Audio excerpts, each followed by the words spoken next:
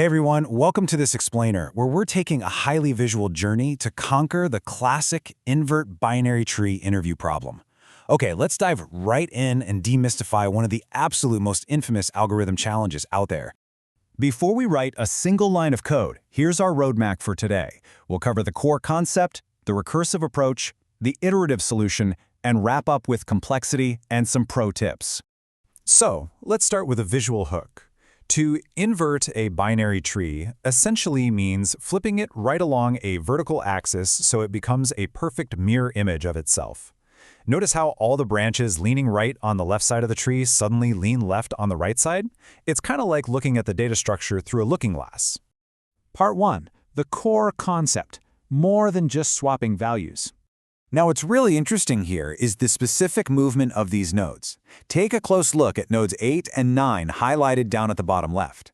Notice how they completely swap places relative to their parent node, node 4. The left child moves to the right, and the right child moves to the left. Pretty straightforward, right? But here is the crucial aha moment. We aren't just swapping individual numbers. Notice those highlighted triangles? We're actually swapping the entire left subtree and right subtree at every single node. When that parent node swaps its children, the whole structure underneath just goes right along for the ride. Moving on to part 2, the recursive approach. Elegant and intuitive. You know, the recursive implementation is just beautiful in its simplicity. It really boils down to 3 quick steps. First, the base case. Return none if the node is empty. There's nothing to invert. Second, we do the main event, swap the left and right subtrees. And finally, we just let the function recursively call itself on the left and right children to repeat that exact process all the way down the tree. It literally, practically writes itself.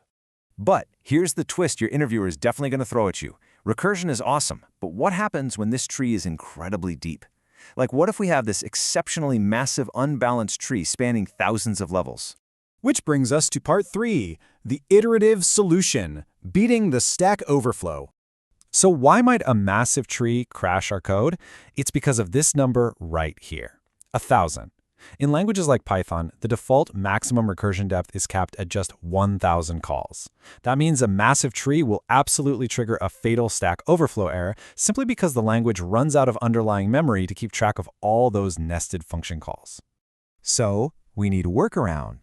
And the brilliant solution here is to convert our recursive code into an iterative one by manually creating our very own stack data structure.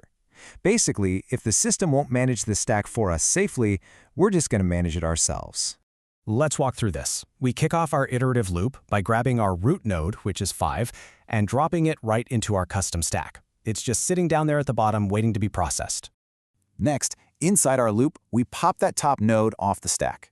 Node 5 comes out, and just like before, we run our core logic, swap its left and right subtrees. You can see the tree is already starting to shift. Right after swapping, we immediately push those newly swapped left and right children, nodes 1 and 8, straight into the stack so they can be processed next. We are systematically queuing up the next generation of nodes. From here, the loop just repeats mechanically. The new top of the stack is node 1, so we pop it off and swap its subtrees. It's the exact same logic we used earlier, just driven by our custom list instead of the system's memory. Then, we push node 1's children onto the stack, and this rapid pushing and popping motion continues seamlessly until the stack is completely empty. Once it's empty, boom! The whole tree is fully inverted. 0 Stack Overflow errors. Just a perfectly executed loop. All right, part 4. Complexity and pro tips. Nailing the interview. Now, let's talk efficiency. Notice that whether you go with recursion or iteration, both approaches visit every single node exactly once. So that gives us an O of n time complexity. And both take up O of n space too, because either the system's call stack or our manual stack scales right along with the tree's height. So from a big O perspective, they are identical. But that iterative version is what protects us from language-specific recursion limits. Look, if you take away just one ultimate interview tip from this explainer today, let it be this. A stack is your absolute best friend when an interviewer asks you to optimize away recursion. It is a guaranteed crowd pleaser in technical interviews, for sure. So armed with this new tool, I want you to look at your previous algorithms and ask yourself, what else can I optimize next?